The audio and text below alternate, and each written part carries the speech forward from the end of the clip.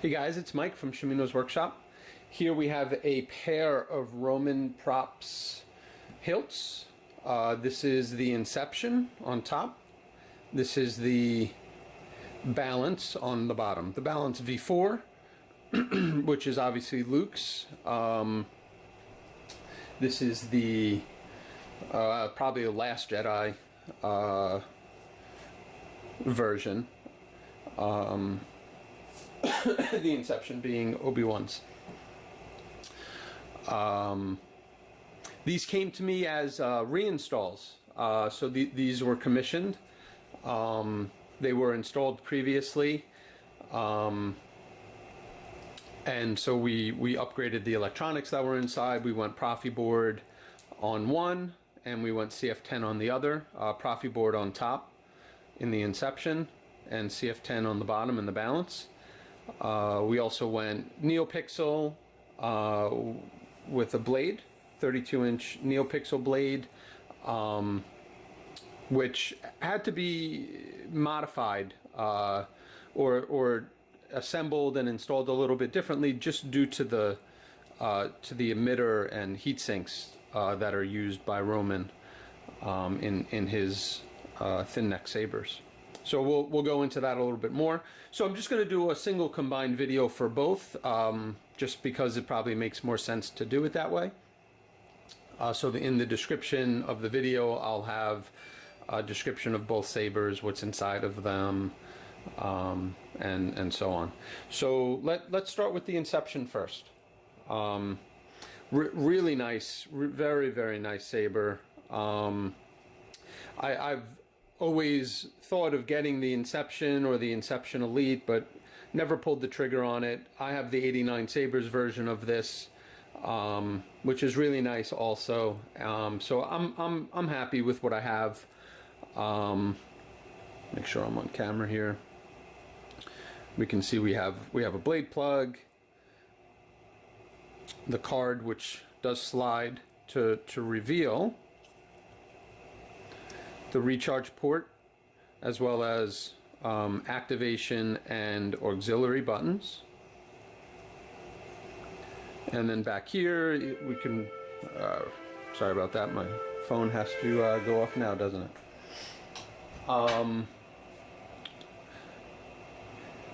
So removing the vented pommel cap would expose the speaker, which we can take out and expose access to the Proffieboard's SD card and USB port. So let's pull the kill key. We'll fire it up first.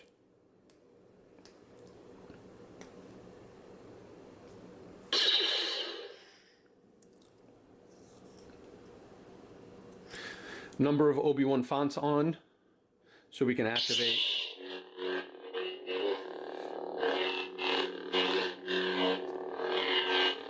This one came to me with a Shamim speaker, being that this was installed previously. So we were able to reuse that. It's the first time I think I'm using a speaker from Shamim. It's a great sounding speaker, nice and loud.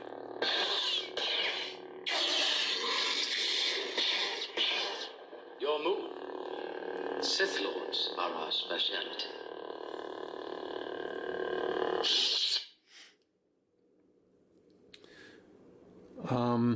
Really what makes this install unique, as I mentioned before, is the heatsink and how we had to assemble the blade. So let's take a look at that.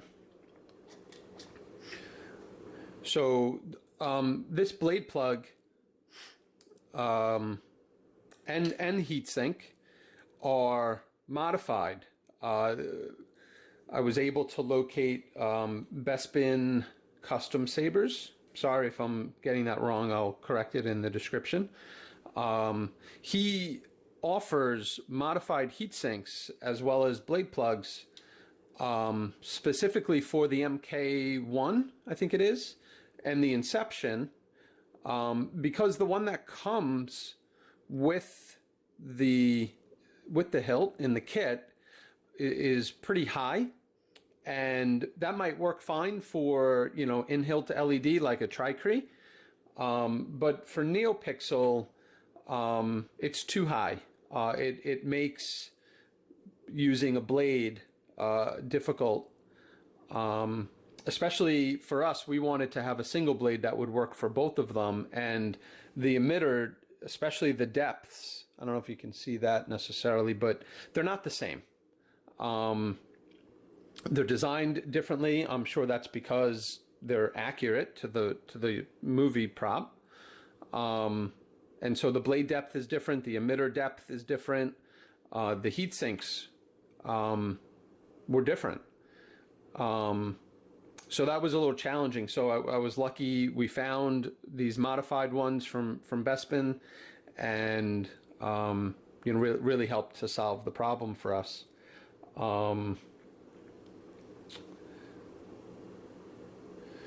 So the way that works, we can take a look at the blade. The PCB is recessed. So Shtok, Dmitry, on his Shapeways page, offers a printable PCB holder that gets recessed, and you know, I drilled and tapped some 440 set screws that drill through the PCB holder so it locks it in place.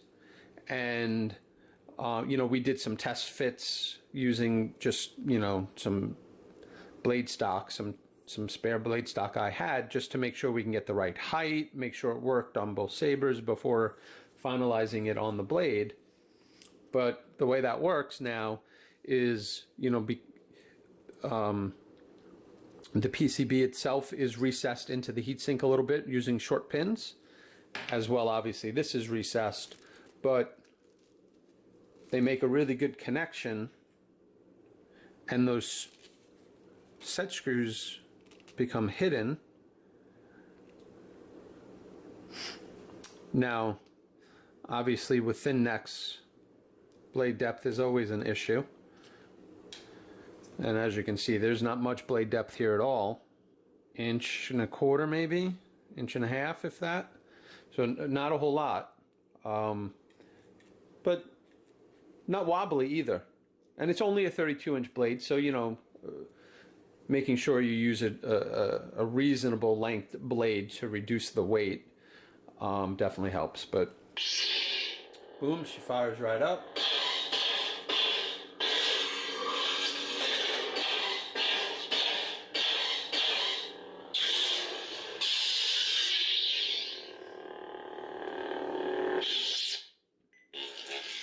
Prototype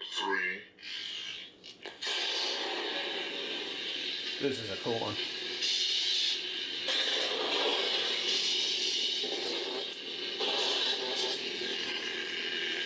If I remember right, the Prototype 3 font came about, or was released, around the time of that Proffieboard fork. Was his name Aaron? Oh gosh, I'm forgetting. But there was a Proffieboard fork out there for a little while, where he added a whole bunch of features. The negotiator font was really created and enhanced for it. I'm pretty sure the prototype font was born then, or at least maybe it was modified for it. So that's what that font is. Metamorphose from Jesse, which is more of like a Transformers type font.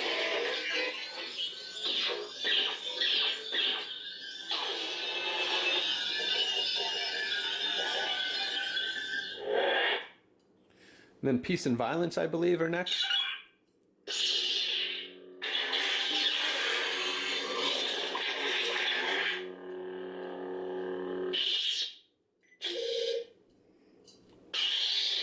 Yeah, Peace and Violence. Peace is blue, violence is red.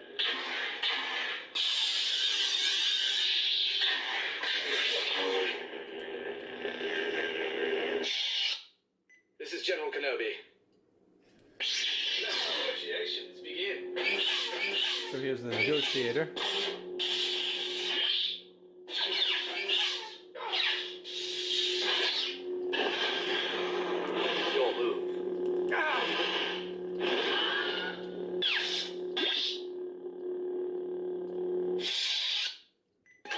Blue.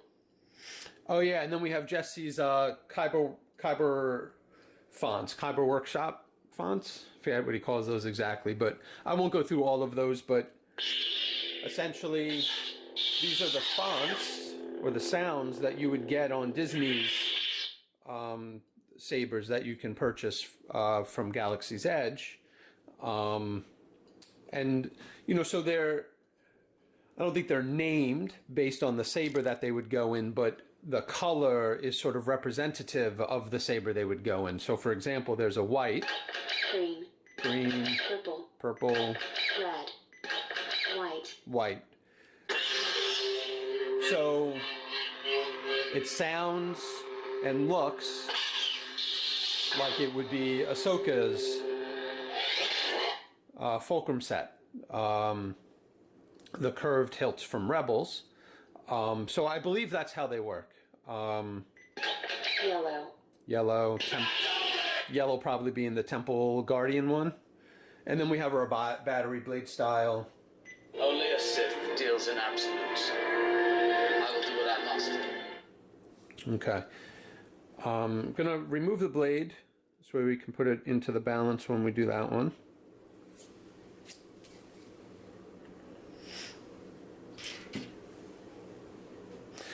And also, just for safety precautions, I 3D printed just a small spacer that fits at the inside top of the blade plug.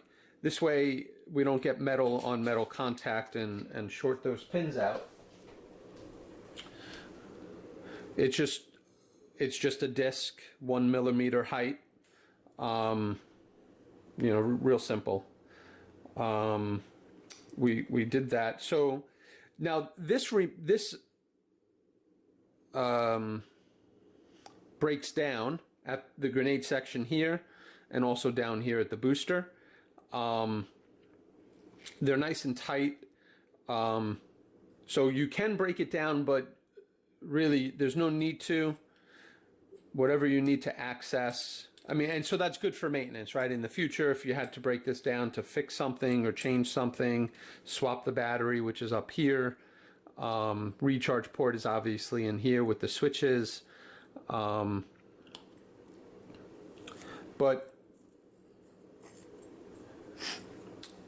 this is how Shamim had it, where he has a small holder, which I believe is a Goth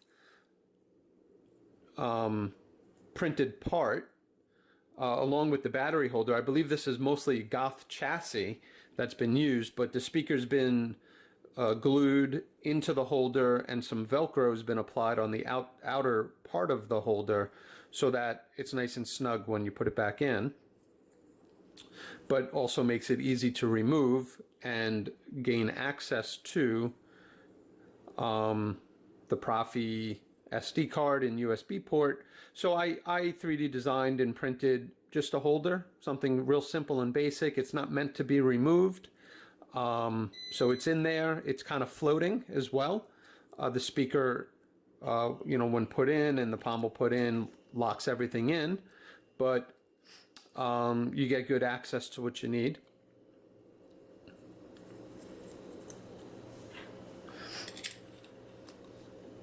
And because the speaker is sort of recessed in there a little bit based on the threads, right? The threads from the pommel are sort of pushing the speaker in. So your speaker's probably about there at this point. So you get good resonance. This speaker is loud. Maybe I have this at 15 or 1600 volume, Proffi 2.2. And it's plenty loud. So, and obviously we can push that if we wanted to, but there's really no need. It's real loud. Let the music run for a little while. Really nice sounding.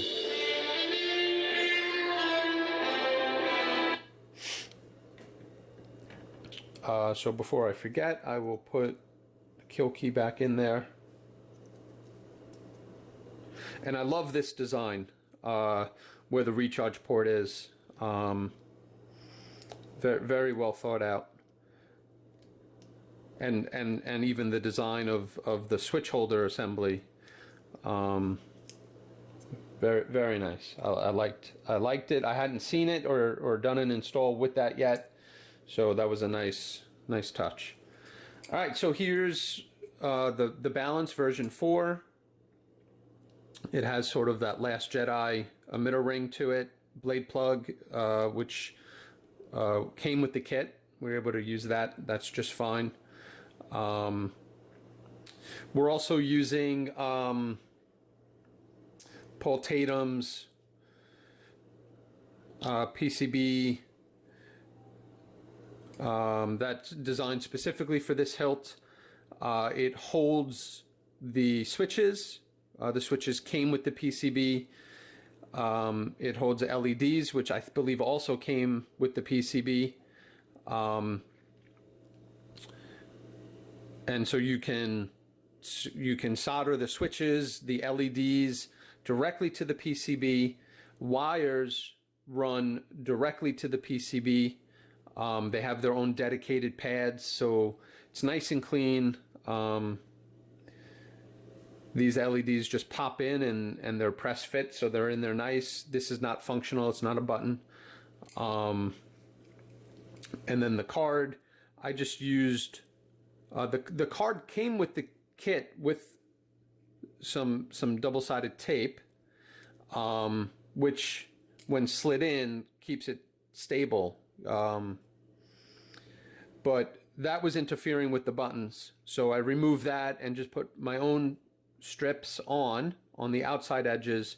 This way, once it goes on, it's not interfering with the buttons, but does make it a nice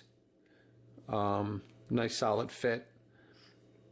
The only thing, most people might be used to pressing outside edges, but really the buttons are recessed in further. Mostly due to where the switches are attached to the PCB. So I did have to modify slightly the holes. I had to, because you can see that the switch is sort of off-centered, right? So I had to enlarge those holes, which moves the switches more towards the center. So takes a little bit of getting used to, especially when you use the Inception. The switches are so far on the outside, you just feel like it's just natural to push on the outside, but that doesn't trigger the button. So you have to kind of press more on the inside.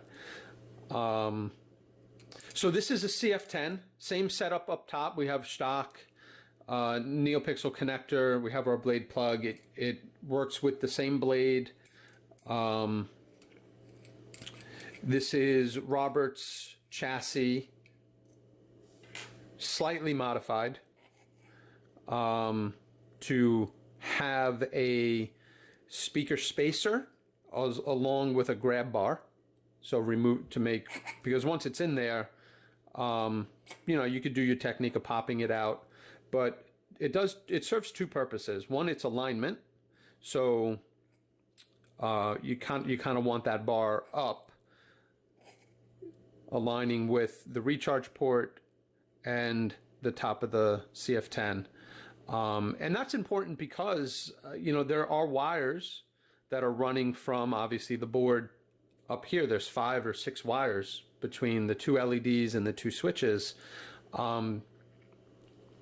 So we don't want to turn, right? Otherwise, we'll snag the wires, maybe ripping them out. So orientation is important. But it also acts as, like I say, a grab bar. So you're not grabbing here, or even when it's all the way in, right?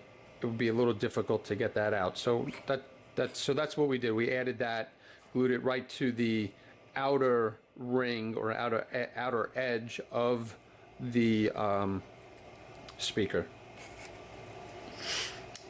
And so obviously we have our kill key. There is still good in him. Both LEDs are functional. I had a problem with pad 1, accent pad 1. Even though using a multimeter and confirming that I had continuity along with resistance because I used an 0603 footprint, SMD footprint resistor on pad 1 and pad 2, one for red, one for green. Only green was working, and I couldn't explain why I couldn't get red to work on pad 1, so I put it on pad 3 and it works. So I don't know if that was my error in soldering, which I don't believe, again, because I was able to test continuity and test test resistance across that resistor. Tells me that it was soldered properly, but I don't know. Moved it to pad 3 and moved on with life. The default sequencer from CF10's default package was applied across the custom fonts. And I'll go into the sequencer a bit more, but CF10 is greatly enhanced the accent pad sequencer and what you can do with it, adding additional states and a lot more options for, you know, blade mirroring and crystal chamber mirroring, and there's a ton of options. A bit overwhelming, in fact. Okay, so with that said,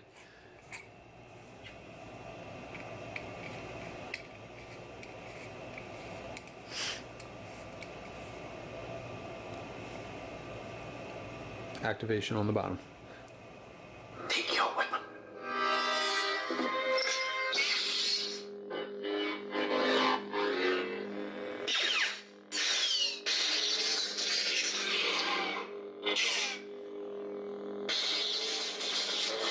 Indeed, you are powerful.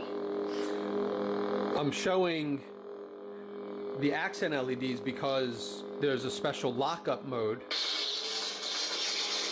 Good work.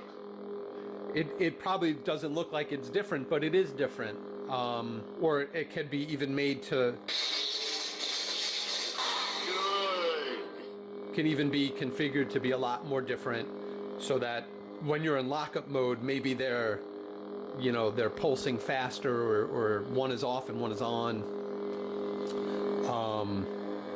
So that's one of the stages of the accent sequencer, is doing something while it's in lockup.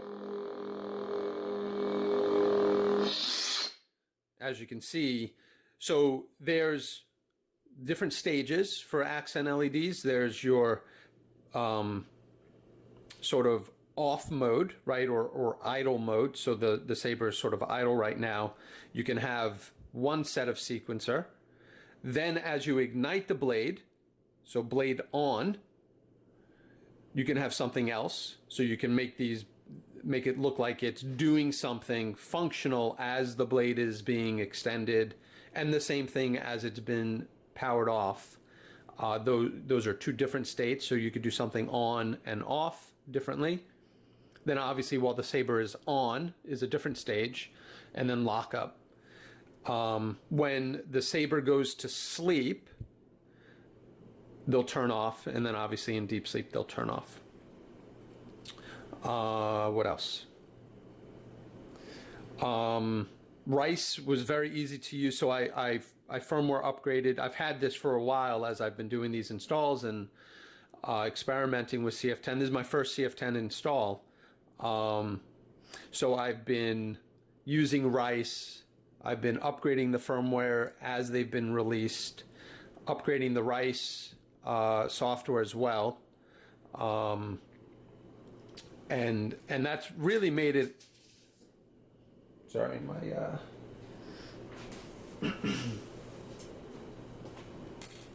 Allen key dropped.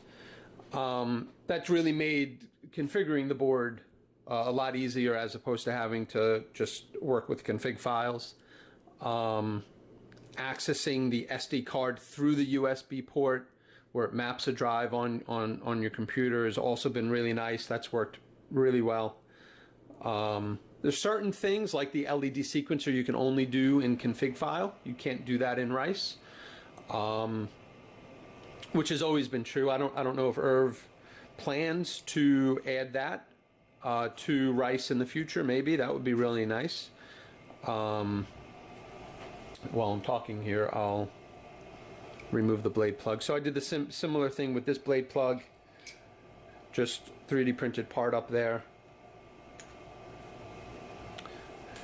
And down here we can see the blade depth is, the emitter's deeper. So it just looks like things are shorter or smaller, but they're not. The heat sinks should be the same. Short pins on the stock connector.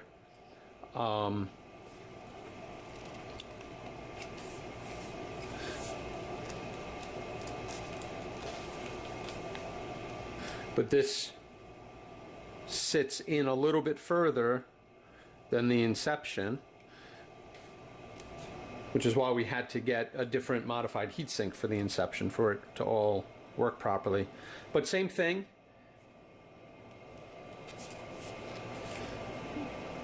That felt a little bit of a wobble on that one. Just make sure we're seated good. Okay. Yeah, that's good.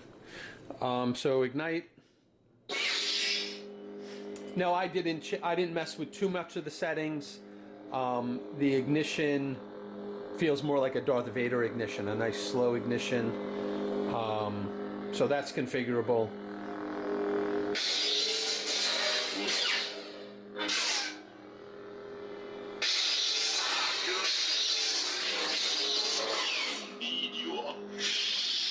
I haven't played with like Spectrum or any of the color change. Again, it's my first CF10 install. I mostly do Proffi.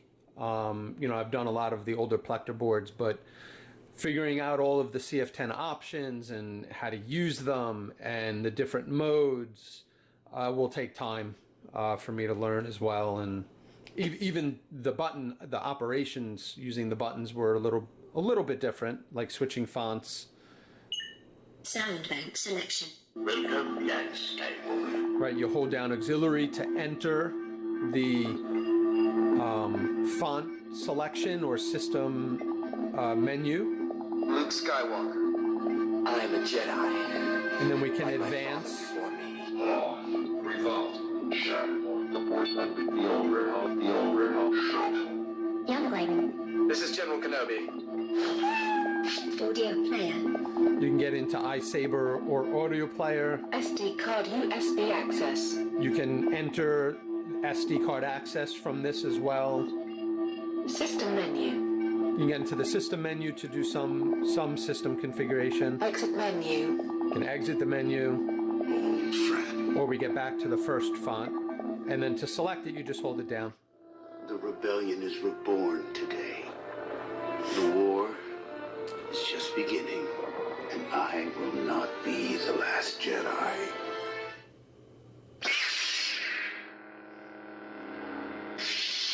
I did extend the power on delay, I believe that's called, because with the clamp card and the way that they're positioned, it's a little difficult to play the music track. There you go. You need to do a double click to play the font's music track, and I wasn't able to do it fast enough. The blade would keep igniting. There you go. So it's all like you feel like you have to lift your finger up and do a quick double tap, almost like a mouse on a computer.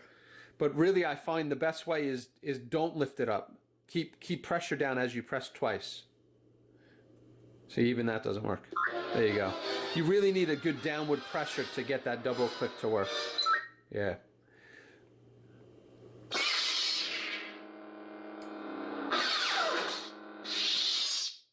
Okay.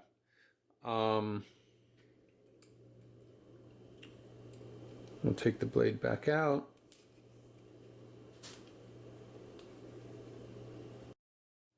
Sorry, I think my camera turned off there. Not sure why it does that. Probably an option in the camera I have to look into. Yeah, so again, I have a KR Sabers Hero. I also have a Phoenix Prop Hero. I'll probably install, well, I'll definitely install them both, but the KR Sabers Hero I have with the Gothmaster chassis, which has the nice crystal reveal. I've done one of those installs already, and I've sold that one. But I have another set ready to be installed, so I'll probably get that done in the near future, hopefully. And I'll keep that one. Maybe the Phoenix Props one, the Ultimate Hero. I'm going to trade that one in and get the other one. And then I'll make a decision which one I want to keep, or maybe I'll keep them both. Not sure yet. It's nice to have options. But with that said, I don't have a need for the Romans, which is a very nice hero design. If I didn't already have two, maybe I would look to purchase one of these as well. Okay. Well, thanks for watching, guys. I hope you enjoyed it. Any questions, leave some comments. Reach out to me on my Facebook page, Mina's Workshop. Yeah, thanks again.